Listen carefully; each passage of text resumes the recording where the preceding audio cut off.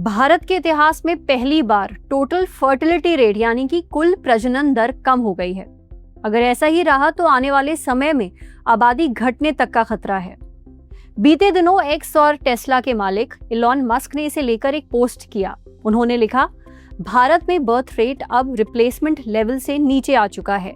ज्यादा पढ़े लिखे लोगों में बर्थ रेट कई साल पहले ही रिप्लेसमेंट लेवल से नीचे गिर गया था। टोटल फर्टिलिटी रेट का मतलब है एक महिला अपने पूरे फर्टिलिटी पीरियड यानी 15 से 49 साल की उम्र के बीच औसतन जितने बच्चों को जन्म देती है। और रिप्लेसमेंट लेवल फर्टिलिटी का मतलब है किसी आबादी में अपने पार्टनर और अपनी जगह लेने के लिए एक महिला को औसतन कितने बच्चे पैदा करने चाहिए। इस वीडियो में हम 3 जरूरी पॉइंट्स पर बात करेंगे। पहला, मस्क ने जिस यूनाइटेड नेशंस पॉपुलेशन फंड की रिपोर्ट का जिक्र किया उसमें भारत में गिरते टोटल फर्टिलिटी रेट के बारे में क्या बताया गया है। दूसरा, एक्सपर्ट से समझेंगे कि भारत में टोटल फर्टिलिटी रेट लगातार क्यों गिर रहा है। तीसरा, अगर ये लगातार गिरता रहा तो आने वाले समय में क्या दिक्कतें हो सकती हैं। दशकों से भारत की आबादी तेजी से बढ़ती रही है। यूनाइटेड नेशंस पॉपुलेशन फंड के मुताबिक इस वक्त भारत की आबादी लगभग 146 करोड़ है। अप्रैल 2023 में हमने चीन को भी पीछे छोड़ दिया था, लेकिन टोटल फर्टिलिटी रेट पिछले 1 दशक से लगातार गिर रहा है।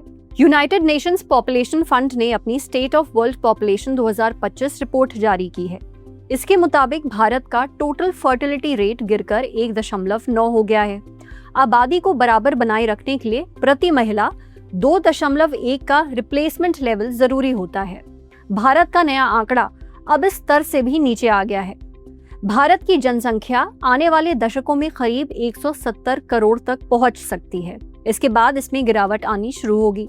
हालांकि देश भर में फर्टिलिटी के ये आंकड़े एक जैसे नहीं हैं।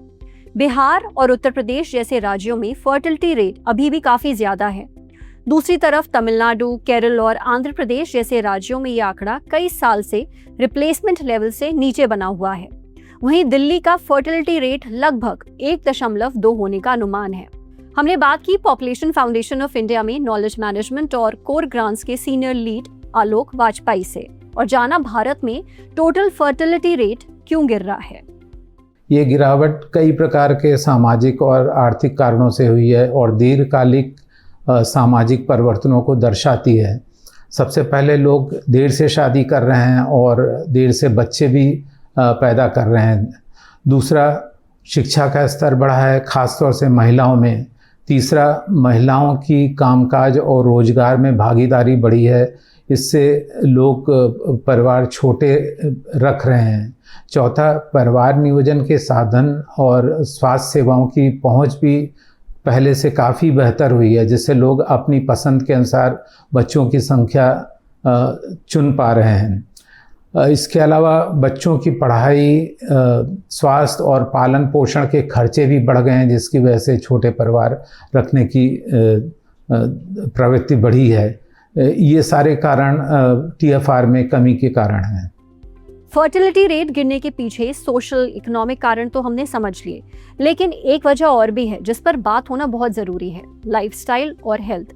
हमने बात की fertility and IVF expert doctor Tanushree Pande से, जो कई साल से इस पर काम कर रही हैं। सुनिए उन्होंने क्या बताया।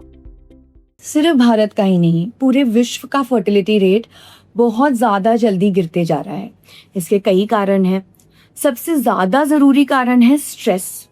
हमारे ओवरऑल लाइफ में इतना ज़्यादा स्ट्रेस, वेदर एनवायरनमेंट से जो पोल्यूशन है या फिर हमारे पर्सनल लाइफ के कारण, वर्क के कारण, स्ट्रेस 60% ऑफ इनफर्टिलिटी को कंट्रीब्यूट करता है।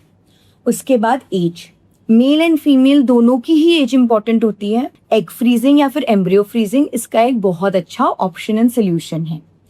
तीसरी और सबसे इम्पॉर्टेंट चीज़ इस हमारी खुद की लाइफस्टाइल। हम सेडेंट्री लाइफस्टाइल यानी कि दिन भर डेस्क जॉब पे बैठे हुए हैं, चलने नहीं जा रहे, एक्सरसाइज नहीं कर रहे, जंक फूड खा रहे हैं जिससे हमारा वेट इंक्रीज हो रहा है। स्मोकिंग, वेपिंग, किसी भी प्रकार की कितनी भी क्वांटिटी में स्मोकिंग, चाहे औरत या मर्द, दोनों के लिए बहुत ख़राब है। एंड एक्सेसिव ड्रिंकिंग, इन्हीं सब चीज़ों से हमारा स्पर्म और एग काउंट दोनों ख़राब होते हैं, जिस वजह से हमारा फर्टिलिटी रेशियो बहुत ज़्यादा कम होते जा रहा है। अब देखिए, वजह तो हमने समझ ली, अब बात करते हैं इसके नतीजे की। इकोनॉमिस्ट और प्रधानमंत्री के इकोनॉमिक एडवाइजरी काउंसिल के सदस्य संजीव सान्याल ने कहा है कि वो उन लोगों में शामिल हैं जो चेतावनी दे रहे थे कि भारत को इस ट्रेंड पर ध्यान देना चाहिए, इससे पहले कि ये एक बड़ी चुनौती बन जाए। सान्याल ने एक्स पर पोस्ट करते हुए लिखा, मैं पिछले 2 दशकों से ये बात कर रहा हूँ। ये अभी कोई संकट नहीं है, इन चीज़ों को बड़ा होने में समय लगता है। हालांकि भारतीयों को ये समझने की ज़रूरत है कि भारत में लाइफ बर्थ की संख्या सबसे ज़्यादा साल 2001 में थी।